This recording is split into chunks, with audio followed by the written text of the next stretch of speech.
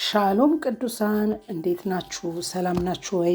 እኔ እግዚአብሔር ይመስገን እህታችሁ ሂዊ በጣም ደህና ነኝ።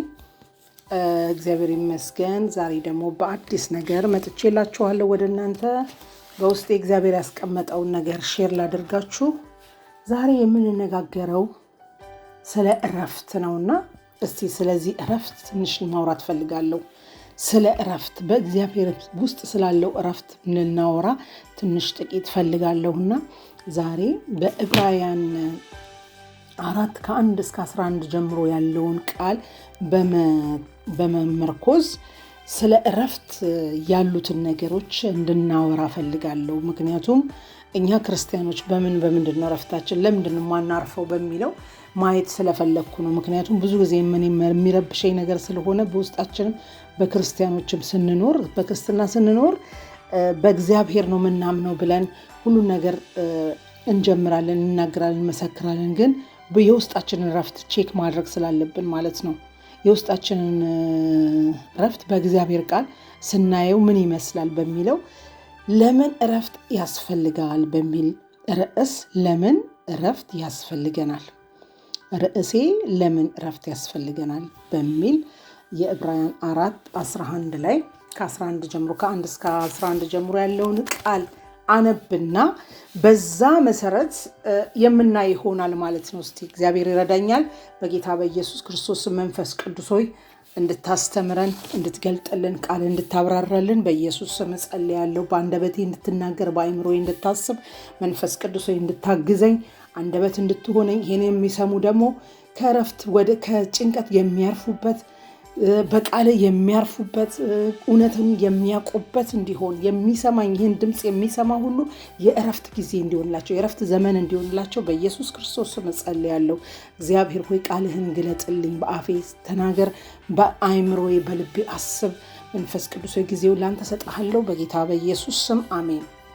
እሺ ለእግዚአብሔር አደራ ሰጥቻለሁ። ንግግሬ በቅመም የተቀመመ በመንፈስ የተቀመመ እንዲሆን እና እግዚአብሔር ደግሞ ይረዳኛል አምናለሁ። እና ዛሬ ስለ እረፍት ነው መናገር የፈለግኩት። ለምን እናርፋለን፣ ለምን እረፍት ያስፈልገናል በሚል እረፍት ለምን ያስፈልገናል ይላል የትምህርቴ ርዕስ ወይም ደግሞ የቃል ማካፈላችሁ እረፍት ለምን ያስፈልገናል በሚል ነው።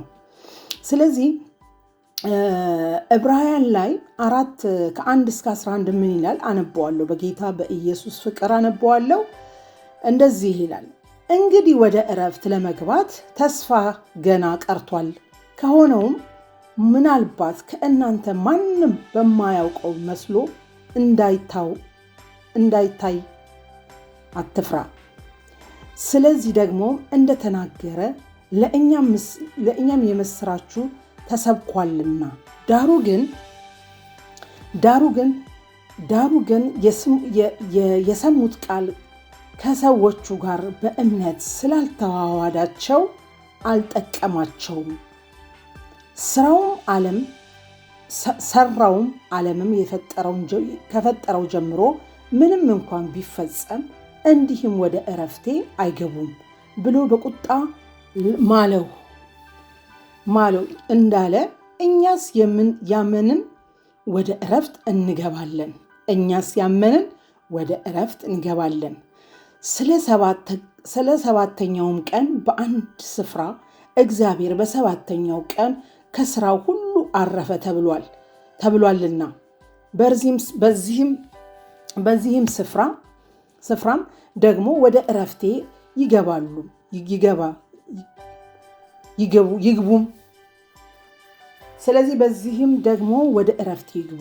እንዲህም እያንዳንዳቸው ወደዚያ እንዲገቡ ስለቀሩ ቀድሞም የምስራቹን የተሰበከላቸው ባለመታዘዝ ጠንቅ ስላልገቡ ዛሬ ድምፁን ብትሰሙ ልባችሁን እልህኛ አታድርጉ። በፊቱ እንደተባለ ይህንንም የሚያህል ዘመን በኋላ በዳዊት ሲናገር ዛሬ ብሎ እንደ አንድ ቀን ገና ይቆጥራል። ዛሬ ብሎ እንደ አንድ ቀን ይቆጥራል። ኢያሱ አሳርፏቸው ኖሮ ቢሆንስ ከዚህም በኋላ ስለሌላው ቀን ባልተናገረ ነበረ። ኢያሱ አሳርፏቸው ኖሮ ቢሆን ከዚህ በኋላ ስለ ሌላው ቀን ባልተናገረ ነበረ። እንግዲያውስ የሰባተኛ የሰንበትን ዕረፍት ለእግዚአብሔር ሕዝብ ቀርቶላቸዋል። ወደ ዕረፍት የሚገባ እግዚአብሔርን ከስራውም እንዳረፈ እርሱም ደግሞ ከስራው አርፏልና ከእንግዲህ ወዲያ እንደ አለመታዘዝ ምሳሌ ማንም እንዳያውቅ ወደዚህ ዕረፍት ለመግባት እንትጋ ይላል። ጌታ ይባረክ። ድንቅ ቃል ነው የእግዚአብሔር ቃል። የእግዚአብሔር ቃል የሚናገርን ነገር እውነት ነው ማለት ነው። ስለዚህ በዚህ ቃል መሰረት እኔ ስለ አንድ ነገር መናገር እፈልጋለሁ። ስለ አንድ ነገር፣ ስለ ክርስቲያን ዕረፍት። ዕረፍት ምን ማለት ነው? ዕረፍትስ ለምን ያስፈልገናል? በሚል አንዳንድ ጥቅሶች በመሃል አነባለሁ። በሁለት ነው የከፈልኳቸው። ዕረፍት ማለት ለምን እናርፋለን ይላል። ዕረፍት ማለት አንደኛ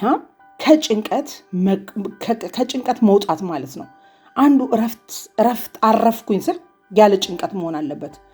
ያለ ፍርሃት ነፃ መሆን አለብኝ። ከጭንቀትና ከፍርሃት ነፃ መሆን አለብኝ። አረፍኩኝ ብዬ ስል የሚያሳርፈኝ ነገር የሚያስጨንቀኝ ነገር እያለ ሳይሆን የሚያስጨንቀኝን ነገር ከጭንቀቴ ወጥቼ ከፍርሃቴ ወጥቼ ነፃ መውጣቴን ቼክ ማድረግ አለብኝ ማለት ነው። ስለዚህ እግዚአብሔር ሲፈጥረው ሰውን ሲፈጥረው ለዕረፍት ነው የፈጠረው። አይ እግዚአብሔር ሰራ ይልና በሰባተኛው ቀን አረፈ። እግዚአብሔር ሰርቶ ስራውን አረፈ፣ ከድካም አረፈ ማለት ነው አይደለም። እግዚአብሔር ይደክመዋል አይደለም። ለኛ ሲያስተምረን ነው። እዚህ ጋር ለኛ ማረፋችን ከዕረፍት ነው ያስጀመረን። ከዕረፍት አዳምን አምጥቶ ሰርቶ መልካም እንደሆነ አየይልና አረፈ። ካረፈ በኋላ እግዚአብሔር ተጨንቋል እንዴ? እግዚአብሔር ምነው ይሄን ባላደረኩት ብሎ በቁጭት አንድ ቦታ የተናገረበት ቦታ የእግዚአብሔር ቃል የለም። እግዚአብሔር ከዕረፍት ነው የሚያስጀምረን ሁልጊዜ። ሰው የተፈጠረው እንዳውም ለዕረፍት ነው። እግዚአብሔር ሰውን የሰራው ለዕረፍት ነው። በዕረፍት ውስጥ ለማኖር ነው። በጦርነት ውስጥ ዕረፍት የለም። ምን ጊዜም ከዕረፍት መጀመር አለብን።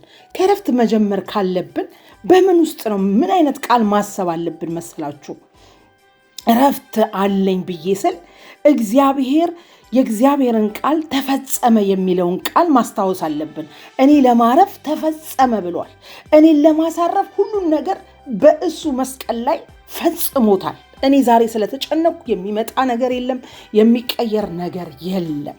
ስለዚህ የእግዚአብሔር ሕዝብ ሆይ እኔ ነግራችኋለሁ ዛሬ ዕረፍታችሁ ከየት ይመጣል ብትሉኝ ከተፈጸመልን ነገር። ምክንያቱም ክርስቶስ ኢየሱስ ተፈጸመ ብሏል። ከዛ ስንጀምር ማረፋችንን እናውቃለን። ተፈጽሟል። እኔ የምጨነቅበት ነገር የለም። እኔ ተጨንቄ የማመጣው ነገር የለም። ለተፈጸመው ለተሰራው ነገር እኔ ግን አሁን ስላልሆነ አሁን እኔ በፈለግኩበት ሰዓት ስላልተደረገልኝ የምጨነቅበት ወሬ፣ የምጨነቅበት ህይወት፣ የምጨነቅበት ላይፍ የለኝም ማለት ነው። ስለዚህ ሁልጊዜ ዕረፍት ትፈልጋላችሁ? ከተፈጸመ ጀምሩ። የእግዚአብሔር ቃል ተፈጸመ የሚል ቦታ አለ። ተፈጸመ። ክርስቶስ ኢየሱስ ራሱን በመስቀል ላይ ከሰዋ ከጨረሰ በኋላ ምን ሆነ? ተፈጸመ ብሎ ነው ራሱን የሰጠው። ስለዚህ ክርስቶስ ኢየሱስ በዓለም ላይ ያለውን ጭንቀታችንን ሁሉ፣ ሐሳባችንን፣ ፍርሃታችንን፣ እያንዳንዱ የሚመጣውን ስጋታችንን ሁሉ በመስቀል ላይ ፈጽሞታል፣ ጠርቆታል፣ ጨርሶታል። ከዛ ከተፈጸመ ስንጀምር ምንም ነገር ልንጨነቅበት አይገባም ማለት ነው። ከተፈጸመ መጀመር አለብን። ከጭንቀት ሳይሆን ጭንቀት ሲመጣ፣ ፍርሃት ሲመጣ ምንድነው? ጌታ ፈጽሞልኛል፣ ጨርሶልኛል ብለን ስንል ያ ይደመድምልናል። ከሐሳባችን መውጣት እንችላለን ማለት ነው። ይህን ነው የሚሰማኝ እኔ። ከተፈጸመ መጀመር አለብን እና አንደኛው ከጭንቀታችን ከዕረፍት ወደ ነፃ ለመውጣት የእግዚአብሔርን ቃል የምናስታውሰው ከተፈጸመ ነው። አያችሁ፣ ከተፈጸመ ነው።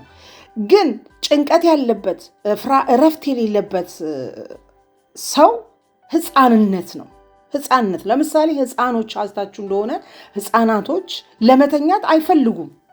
ተኙ ሲባሉ ለጭንቀት በቃ ያንን እንቅልፋቸውን ጊዜውን ተመልሰው የማያገኙት ይመስል ያንን ጊዜ እንትን አይሉትም። የመኝታን ጊዜ ይታገሉታል። እያለቀሱ ኝኝኝ እያሉ የጮሁ ምናምን እያሉ ያችን ይዟቸው እንቅልፍ እስኪሄድ ድረስ ራሳቸውን እጃቸውን አይሰጡ።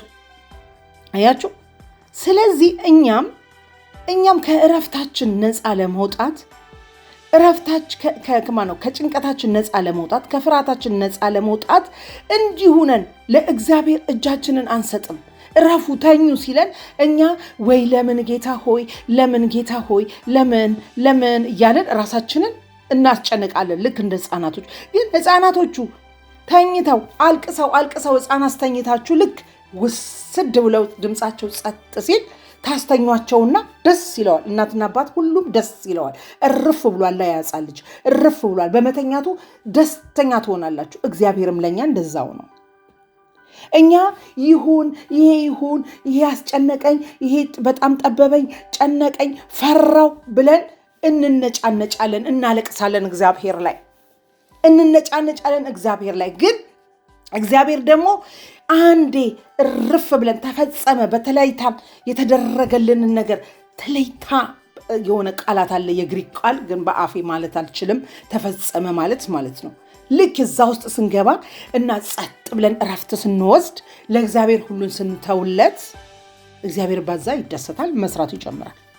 ምክንያቱም በቃ የዛን ሰዓት ልክ ልጆቹ ተኝተው እረፍት ሲያገኙ ቤተሰብም ወደ ሌላ ተግባራቸው አስተኝተው ዞር መተኛታቸውን ቼክ አድርገው ርፍ እንዳሉ ደስ ብሏቸው ወደ ሌላ ስራ እንደሚሄዱ ሁሉ ወይ ወደ መኝታቸው እንደሚሄዱ ሁሉ እግዚአብሔርም እኛም በዛ እረፍታችን ይደሰታል። ከዛ በኋላ መስራት ይጀምራል። ለሱ አሳልፈን ስንሰጥ፣ ለሱ አሳልፈን እፎይ ብለን ስናርፍ እግዚአብሔር ከዛ መስራት ይጀምራል። ካልሆነ ህፃንነት ላይ ነን። ህፃናቶች ልጆች ነን ገና ማለት ነው። አላመንም ማለት ነው። እንደሚያሳርፈን አላመንም ማለት ነው። እምነታችን ይጎላል ማለት ነው። ስለዚህ ሐዋርያው ጳውሎስ እንደዛ ነው ያለው። እየተገደለ እንደዛ በቃ እረፍት ነበረው። በእግዚአብሔር እረፍት ነበረው። ሰላም ነበረው። ደስ ይበላችሁ ይላል በጌታ። እንደግሜ ላለው ደስ ይበላችሁ እስር ቤት ሆኖ ያ ማረፍ ይባላል። ነገሩ እያለ ሁኔታው እያለ እረፍ ማለት በእግዚአብሔር ላይ በቃ አንተ ትችላለህ ብሎ መቀመጥ እረፍት ይባላል። ከዛ ህፃንነታችን ደግሞ መውጣት ያለብን ሁል ጊዜ ተፈጸመ የሚለውን እንዳትረሱ። ተፈጽሟል፣ ነገርሽ ተፈጽሟል። ለተፈጸመ ነገር ነው የምንጨነቀው፣ ለተደረገ ነገር የምንጨነቀው። ምክንያቱም እግዚአብሔር በጊዜውና በሰዓቱ የሚያደርግ ጊዜ ስላለው ለሁሉም ጊዜ ያለው እንደተባለ ስለተጻፈ በቃሉ ላይ ለሁሉም ጊዜ ያለው። እኛ ነገ ጠዋት እኮ ሊሆን ይችላል ወይ ቀርቦ ሊሆን ይችላል። ቀን አለው ወይ ርቆ ይሆናል። ይቅርታ። ግን እኛ ለተጨረሰ ነገሩን በእጃችን መጨበጥ ነው እንጂ የቀረው ተሰርቷል። በክርስቶስ መስቀል አልቆልናል። ችግር የለም፣ ረሃብ የለም፣ እርዛት የለም። ሁሉን አልፎልናል ክርስቶስ አይደለም። በዚህ ዓለም ሲኖር ሁሉን ተሰድቧል፣ ሁሉ ነገር ተንገላቷል፣ ተርቧል፣ ተጠምቷል፣ 40 ቀን 40 ሌሊት ተፈትኗል። ያ ሁሉ ያደረገው ለእኛ ፕላስ ነው፣ የእኛም ቦታ ነው። ያንን ቦታ ስለፈጸመልኝ ያ ህፃንነቴን ትቼ በእግዚአብሔር እንደሚችል አምኜ ተፈጽሞልኛል በሚለው ማረፍ አለብን። ስለዚህ ልጅነታችንን ማቆም አለብን። መጨነቅ ልጅነት ነው፣ ህፃንነት ነው፣ አለማወቅ ነው፣ በእግዚአብሔር ቤት አለማደግ ነው፣ በመንፈሳዊ ነገር አለማደግ ነው መጨነቅ። ስለዚህ ከፍርሃታችንና ከጭንቀታችን የምናርፈው ህፃንነታችን ልክ በምሳሌ እንደነገርኳችሁ ህፃን ተኝቶ እረፍ እንደሚል እናትና አባት እንደዛው እኛ እረፍ ስንልለት እግዚአብሔር ይደሰታል። ከዛ ስራውን መስራት ይጀምራል። እኛ እየተጨናነቅን ግን እግዚአብሔር የሚሰራው ስራ የለም ማለት ነው። ስለዚህ ይሄንን ነጥብ ያዙልኝ። እረፍታችን የኛ ችሎታ የሚታይበት አይደለም። ሌላው የኛ እረፍት የኛ ችሎታ የሚታይበት አይደለም። ምክንያቱም የእግዚአብሔር ችሎታ ነው። የሚያሳርፍ የሰው ችሎታ የለበትም። የኛ እረፍት አይደለም። እረፍታችን የኛ ችሎታ አይደለም። እረፍታችን የኛ ችሎታ አይደለም። የሚገርማችሁ እረፍታችን የኛ ችሎታ አይደለም። እረፍት የሚመጣው ከእግዚአብሔር ነው። ለእግዚአብሔር አንተ ትችላለህ፣ አንተ ሁሉን ቻይ ነህ ብለን ስናሳርፍ ለዚህ ጥቅስ ምን አቀርብላችኋለሁ መሰላችሁ? መዝሙረ ዳዊት 23 ላይ 2 ላይ ምን ይላል? በለመለመ መስክ ያሳድረኛል፣ በእረፍት ውኃ ዘንድ ይመራኛል። አያችሁ፣ እረፍት የሚመራን እግዚአብሔር ነው። መዝሙረ ዳዊት 23 2 ላይ ምን ይላል?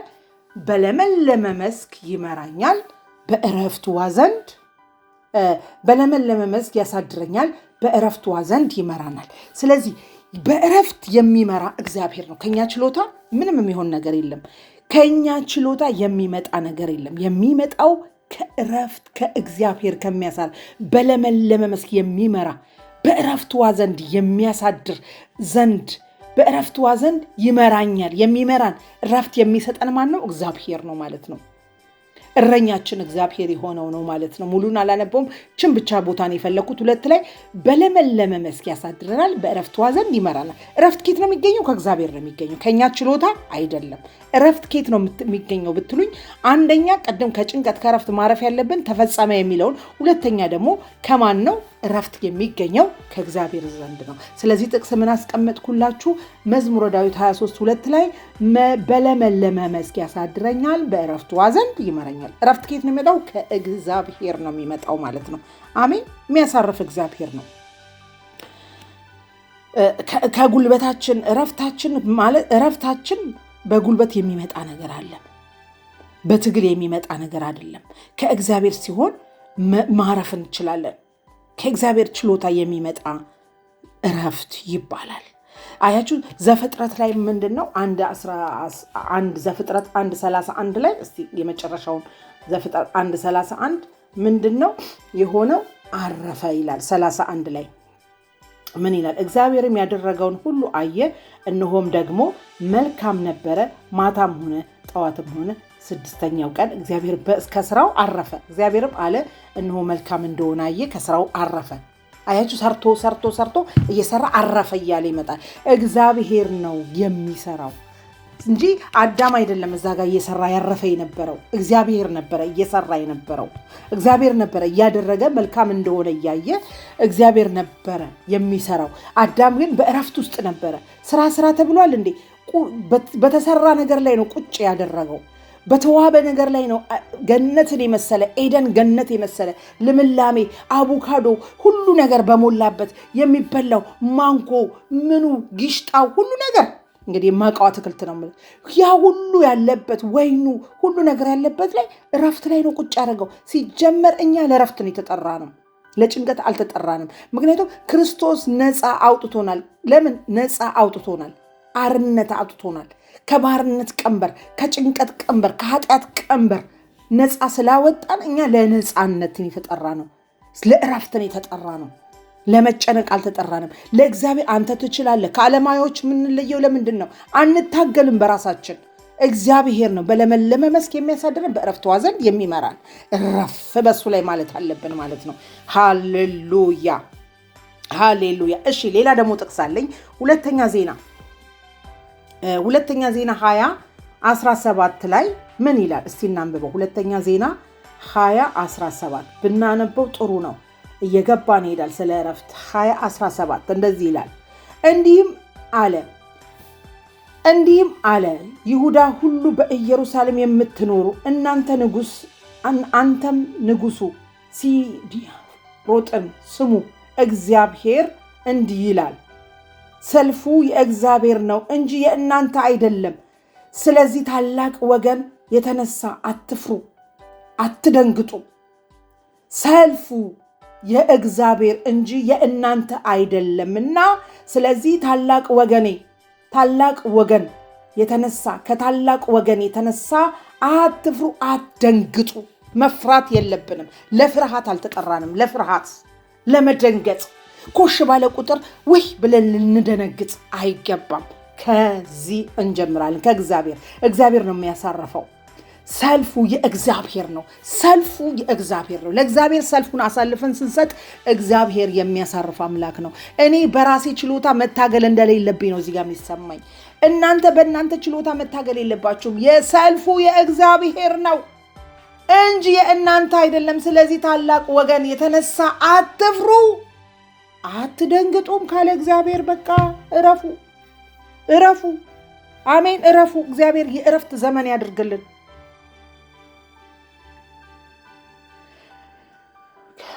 ስለዚህ መጨነቅ ማሰብ ከእረፍት ማጣት የኛ አይደለም ማለት ነው። ዲያብሎስ ጠላታችን ሊያስጨንቀን ዙሪያችንን ይዞራል። ሁኔታው ሊያስጨንቀን ዙሪያችንን ይላክብናል በእያንዳንዱ ደቂቃ። እኛ ግን ተፈጸመ የሚለውን የተፈጸመ ሲመጣ እንዴ ተፈጸመ ላይ ነኝ ያለሁት ምን ሆነክ ነው ጠላት ትይዋለሽ? ተፈጽሞልኛል አይገባህም እንዴ? አልፈራም።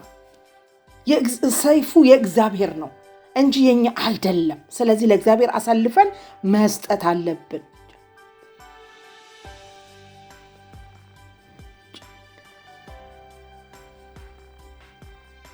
ጭንቀት ደግሞ የእግዚአብሔር እረፍት ከሆነ ጭንቀት ደግሞ ሰዎች የሚሰሩበት ቦታ ነው።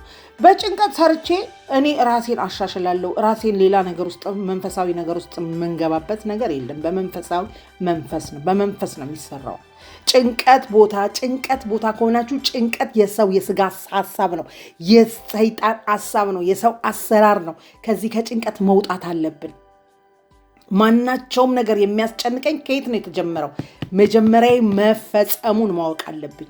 ስለዚህ ልጅነቴን ጭንቀት ማለት ልጅነት ማልቀስ እየየ ማለት እንደዚህ እየተናገርኩ የመጣሁትን ነገር ሁሉ እንደዛ ይሆናል ማለት ነው። ስለዚህ እግዚአብሔር ግን የሚሰራው በእረፍት ውስጥ ነው። አያችሁ፣ እግዚአብሔር ሰዎች የሚሰሩት በጭንቀት ውስጥ ነው። አይታችሁ እንደ የሆነ ነገር እንኳን ሰው ሲበፈርክ የሆነ ነገር ፋብሪካ ከፍቶ የሆነ ነገር መፈብረክ ሲጀምር በጭንቀት ውስጥ ነው የሚያመጣው። አስቡ፣ ሌሊቱን አጥንቶ ስንት ነገር አድርጎ ነው ከጭንቀት የተነሳ ነው የሚያመጣው። እግዚአብሔር ግን በእረፍት ነው የሚጀምረው። እግዚአብሔር ግን ከእረፍት ነው የሚጀምረው። አዳምን ያስጀምረው ከእረፍት ነው። እግዚአብሔር ከእረፍት ነው የሚጀምረው። በእረፍት ውስጥ ነው ያለው። ኢሳይያስ 30 ላይ እስቲ እንይጥቅ እግዚአብሔር እንዴት በእረፍት ውስጥ እንደሚጀምር ደግሞ እናያለን። እግዚአብሔር የሚሰራው በእረፍት ውስጥ ነው። ኢሳይያስ 30 ላይ ምን ይላል? 30:15 እንደዚህ ይላል።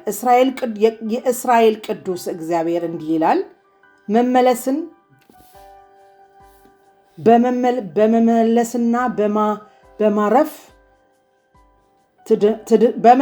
በመመለስና በማረፍ ትድናላችሁ፣ በመጽናትና በመታመን ኃይልን ትቀበላላችሁ፣ እናንተም እንቢ አላችሁ ይላል። እዚህ ጋር ደግሜ ላንብበው ኢሳይያስ 30:15 የእስራኤል ቅዱስ እግዚአብሔር እንዲህ ይላልና በመመለስና በማረፍ ትድናላችሁ። አያችሁ፣ ከጭንቀታችን በመመለስና እረፍት በማድረግ እንድናለን። በጸጥታና በመታመን ኃይልን ይሆንላችኋል፣ እናንተም እንቢ አላችሁ።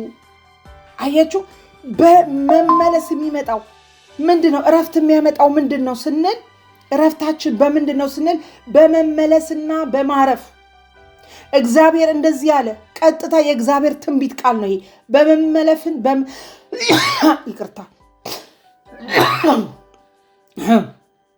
በመመለስና በማረፍ ትድናላችሁ፣ በጸጥታና በመታመን ኃይልን ትቀበላላችሁ። ኃይል የምንቀበለው ጸጥ ብለን ታምነን ከእግዚአብሔር ለሱ ትችላለህ ብለን አሳልፈን ስንሰጠው ያኔ ትቀበላላችሁ። እኛ ግን በጭንቀት ውስጥ እያለን እምቢ አላችሁ እያለን ለእግዚአብሔር ሳንተውለት ስንቀር እምቢ ማለት ነው። በቃ አትችልም ብለን እግዚአብሔርን መሟገት ነው።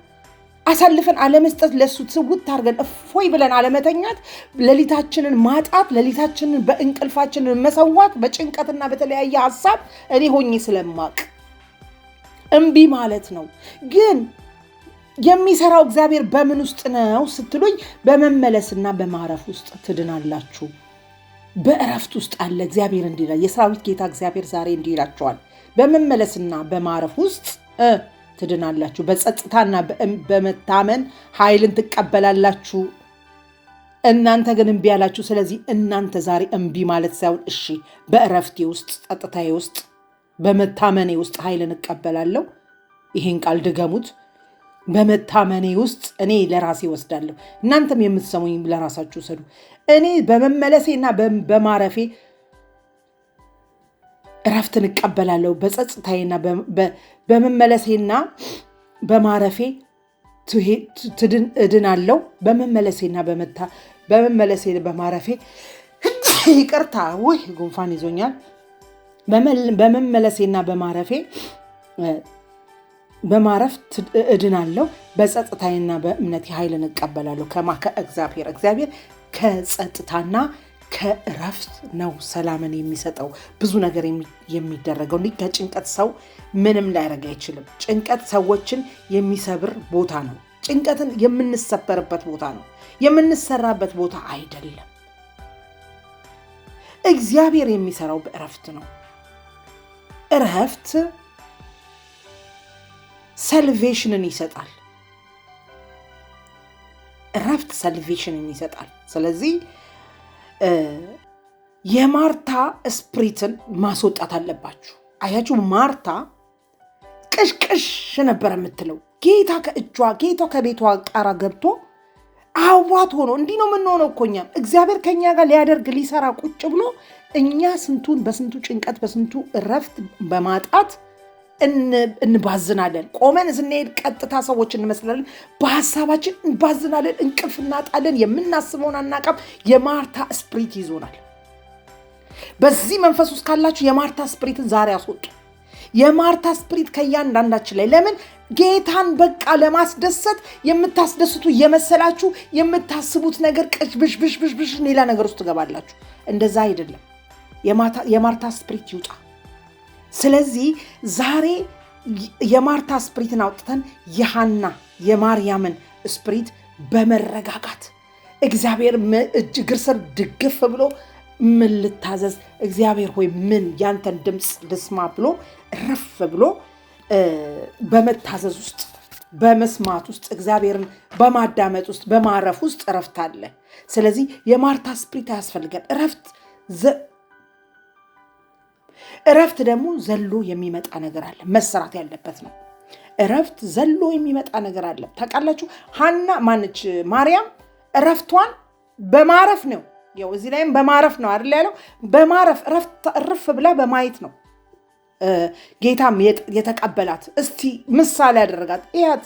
ጥቂት ነገር ነው የሚያስፈልገው፣ ትንሽና ጥቂት። እኛ እኮ ህይወታችን ጥቂትና ትንሽ ነች፣ አጭር ጊዜ ነው የምንኖረው። ግን በቃ ዘላለም እንደሚኖር ነው የምናስበው። ለቤት እናስባለን። እኔ ለምሳሌ አሁን ለቤት አስባለሁ። መጨረሻዬን እዚህ ምድር ላይ አታድርገው፣ አገሬ ውሰደኝ፣ እንደዛ ብለን ብዙ የምናስበው ነገር። ለማግባት ታስባለን፣ ለብዙ ነገር እንጋለጣለን። ሀሳብ እናስባለን፣ ግን ጭንቀት ውስጥ መግባት የለብንም። እስከሚያስጨንቀን ድረስ፣ ረፍት እስከ ማጣት ድረስ፣ አርነት እስከሚያስረን ድረስ፣ እንደገና ጭንቀት ገብቶን እንደገና እስከሚሆንብን ድረስ፣ ፍርሃት እስኪሆንብን ድረስ ጭንቀትን ማስተናገድ ኃጢአት ነው። ስለዚህ መዝሙረኛው ዳዊት ምን አለ? እስቲ መዝሙር ደግሞ እናውጣ። መዝሙር ላይ ደግሞ ምን ይላል? መዝሙር 46 ሃሌሉያ፣ ጌታ ይባረክ። በጣም እየገረመኝ ነው መንፈስ ቅዱስ። ሃሌሉያ። መዝሙር 40:10 ላይ ደግሞ ምን ይላል? እግዚአብሔር ደግሞ እርግጠኛ አድርጎ ሲነግረን በምንድን ነው ማረፍ ያለብን? እኛ እረፉ፣ እኔ አምላክ እንደሆንኩኝ እወቁ። መዝሙር 46:10 ላይ በሕዝቡ ዘንድ ከፍ ከፍ እላለሁ፣ በምድር ላይም ከፍ ከፍ እላለሁ። አያችሁ፣ እኛ ማረፍ ብቻ ነው የሚጠበቀው። እግዚአብሔር ከፍ ብሎ ይታይ። እኛ ስናርፍ እሱ ከፍ ይላል። አያችሁ፣ እግዚአብሔርን እየበደልን ነው። የእኛ ማረፍ ሌሎች ላይ ሊጋባ ይገባል። የእኛ ማረፍ ሰዎች እኔን አይተው በደስታ በቃ የኔ እረፍት የኔ ሰላም ለሰዎች መጋባት አለበት። ከፍ ብሎ መታየት። እኔ ሳርፍ ክርስቶስ ይታያል ማለት ነው። እኔ በማርፍበት እረፉ፣ እኔ አምላክ እንደሆንኩ ወቁ ካለ ደግሞ በአሕዛብ ላይም ከፍ ብሎ በማያምኑ መካከል የኔ ማረፍ የክርስቶስ ይንጸባረቃል። በሚያምኑ መካከል፣ ጭንቀት ባላቸው መካከል መፍትሄ ሆናለሁ። የመፍትሄ ሰዎች እንሆናለን። ስለዚህ እረፉ እኔ አምላክ እንደሆንኩ ይላል ጌታ። ዛሬ ምሽት ላይ እንደዚህ ይላችኋል። ስለዚህ አሁን ዋናውና ይሄንን ነገር ለመተግበር ማወቅ ያለብን እና እኛ እግዚአብሔር እንዳይደለን፣ እኛ ሰዎች ነን። እኛ እግዚአብሔር አይደለንም። ሁሉን ተጨንቀን ሁሉን ሰርተን የምናመጣ አይደለንም። ስራው የእግዚአብሔር ነው። በእግዚአብሔር መታመን፣ እግዚአብሔር የሚሰራውን ስራ እኔ በማሰብና በመጨነቅ የምሰራው ስራ የለም። ስራው የእግዚአብሔር ነው። እኔ ሰው እንደሆንኩ የማልችል ጥገኛ የእግዚአብሔር እንደሆንኩ አመኜ መቀመጥ አለብኝ። በዚህ ውስጥ ምን ይመጣል? እረፍት ይመጣል። መሰራት አለበት ስላችሁ እረፍት ዝም ብሎ አይመጣም። በመሰራት ውስጥ ይመጣል። እረፉ አምላክ እኔ እንደሆንኩ እወቁ ካለ እኔ ሰሪ አይደለሁም፣ እኔ ተሰሪ ነኝ ብዬ ለእግዚአብሔር ስልጣኑን በመስጠት ፍጥሩነቴን በማመን እርግጠኛ ሆኜ ከሱ ጥገኛ በሆኔ በማመኔ እረፍት አገኛለሁ። አንደኛ። ሁለተኛ በእግዚአብሔር ፕሬዘንስ ውስጥ መኖር አለብን። በእግዚአብሔር ፕሬዘንስ ውስጥ ስንኖር ፕሬዘንሱ ፕሬዘንስ ስላችሁ ቃል በማንበብ ስብከት በመስማት የተለያዩ ነገሮችን በማድረግ እንደዛ ስንሆን የእግዚአብሔር ፕሬዘንስ ከጭንቀት ያወጣናል።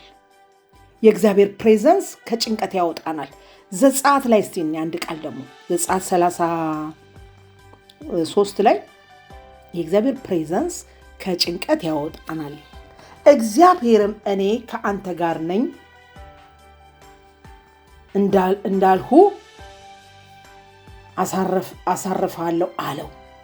እግዚአብሔር እኔ ከአንተ ጋር ነኝ እንዳልሁ አሳርፍሃለሁ አለው። አሳርፍሃለሁም አለው።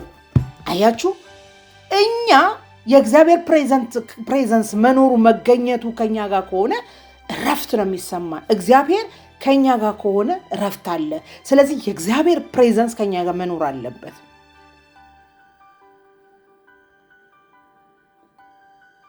የእግዚአብሔር ፕሬዘንስ ያስፈልገናል። ከእግዚአብሔር ፕሬዘንስ ውስጥ መውጣት የለብንም። ዘጸአት 33:14 ላይ እግዚአብሔር ካንተ ጋር ነኝ አሳርፋለሁ አለው። ስለዚህ እግዚአብሔር አሳርፋለሁ ካለ ፕሬዘንሱን ሁልጊዜ ቃል ስናነብ፣ ስንጸልይ፣ መንፈሳዊ ነገሮችን ስናደርግ የግድ ፕሬዘንስ ይመጣል። እምቢ ካላችሁ ስብከት አዳምጡ መርጣችሁ። እምቢ ካል መዝሙር ወደ ፕሬዘንስ ያስገባችኋል። መንፈሳዊ ነገር ስታስተናግዱ ከዛ ከፕሬዘንስ ውስጥ መውጣት አትችሉም። እና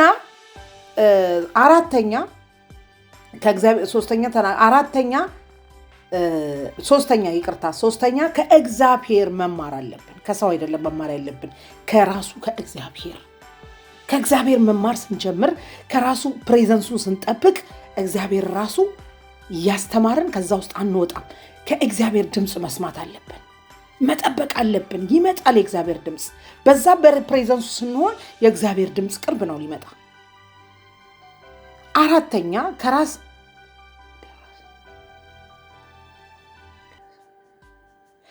ከራሳችን ስራ ማረፍ አለብን። እኔ አደርገዋለሁ፣ እኔ እንትን እላለሁ ብዬ በራሴ የምሰራውን ነገር ማረፍ አለብኝ። አምስተኛ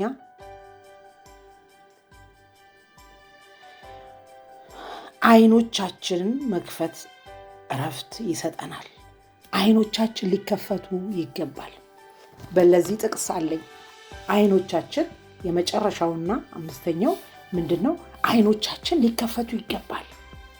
ሁለተኛ ነገሥት ላይ 6 ምን ይላል? 6:16 እስከ 17 ሁለተኛ ነገሥት ቀዳማዊ ሁለተኛ ነገሥት 6 እስቲ ላንብበው። ሁለተኛ ነገሥት እንደዚህ ይላል 16 ላይ እርሱም ከእናንተ ጋር ያሉት ከእነርሱ ጋር ካሉት ይበልጣሉና አትፍሩ አለው። እርሱም ከእናንተ ጋር ካሉት ከእነርሱ ጋር ካሉት ይበልጣሉና አትፍሩ። ኤልያስም አቤቱ ይህን ያይ ዘንድ ዓይኖቹን እባክህ ግለጥል ብሎ ጸለየ። አያችሁ፣ ዓይኖቹን ግለጥ ብሎ ጸለየ። እግዚአብሔርም የብላቴናዎቹን ዓይኖች ገለጠ። ዓይኑም እነሆም በኤልሳ ዙሪያ ያሉትን የእሳት ፈረሶችና ሰረገላዎች በተራራ ቆሙ ነበረ፣ ሞልተውት ነበረ። ሃሌሉያ! ደግሜ ያነበዋለሁ። የመጨረሻው ጥቅሴ 5ኛው ዓይኖቻችን መገለጥ አለባቸው። እረፍት የሚሰጠን ዓይናችን ሲገለጥ ነው። መንፈሳዊ ዓይናችን ሲገለጥ የመንፈሳዊ ነገር ስናይ ጭንቀት አይመጣም። ያን ከኔ ጋር ካለው ከነሱ ጋር ካለው የኔ የሚበልጥ ነገር ማየት አለብን። በመንፈሳዊ ዓይኖቻችን ማለት ነው። ዓይናችን መገለጥ አለበት። መጸለይ አለብን ስለ ዓይኖቻችን መገለጥ። በውስጣችን የሚመላለሰው ያንን ጭንቀት ለማውጣት ከኔ ጋር ያለው ይበልጣል፣ እርሱም ከእናንተ ጋር ካሉት ከእነርሱ ጋር ካሉት ይበልጣሉ። ከእነርሱ ጋር ካሉት እርሱ ከእናንተ ጋር ያሉት ከእነርሱ ጋር ካሉት ይበልጣሉ፣ አትፍሩ አለው። ኤልያስም አቤቱ ይህ ያይ ዘንድ ዓይኖቹን እባክህ ግለጥ ብሎ ጸለየ። እግዚአብሔርም የብላቴናውን ዓይን ገለጠ፣ አየም፣ እነሆም በኤልያስ ዙሪያ ያሉት የእሳት ፈረሶችና ሰረገሎች በተራራው ሞልተውት ነበረ። የዛን ሰዓት መፍራት አቆመ። አያችሁ፣ ሲፈራ ነበረ። የዛን ሰዓት ታሪኩን እናውቀዋለን። ሲፈራ ልክ ዓይኖቹን ጸለየ። ኤልያስ ባየ ጊዜ ብላቴናው ዓይኑ ተገለጠ፣ መፍራት አቆመ። ስለዚህ የልቦና ዓይኖቻችን እንዲበሩ መጸለይ አለብን። ለማረፍ ለእረፍት የልቦና ዓይኖቻችን 5ኛውና የመጨረሻው ማረፍ አለብን። ለማረፍ የልቦና ዓይኖቻችን መከፈት አለባቸው።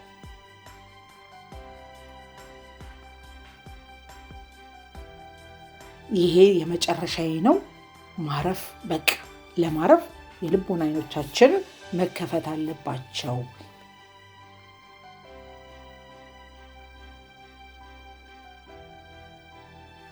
ወላ ከእረፍታችሁ ደግሞ ማንኛውም ነገር መጨረሻ ላይ ልናገር የምፈልገው ማንኛውም ነገር ወደ ጭንቀት የሚያስገባችሁን ነገር ወደ እረፍታችሁ እንዳያስገባችሁ ተቃራኒ ነገሮች፣ ዜና ቢሆን፣ ኢንተርቴንመንት ቢሆን፣ የተለያየ ነገር ቢሆን፣ ፊልም ቢሆን፣ ከሰዎች ጋር መገናኘት ቢሆን፣ ሰዎች ብዙ ጊዜ ሁሌ ጭንቀት የሚያወሩባችሁ ቢሆኑ ያንን በር ገጥም አድርጋችሁ መዝጋት አለባችሁ።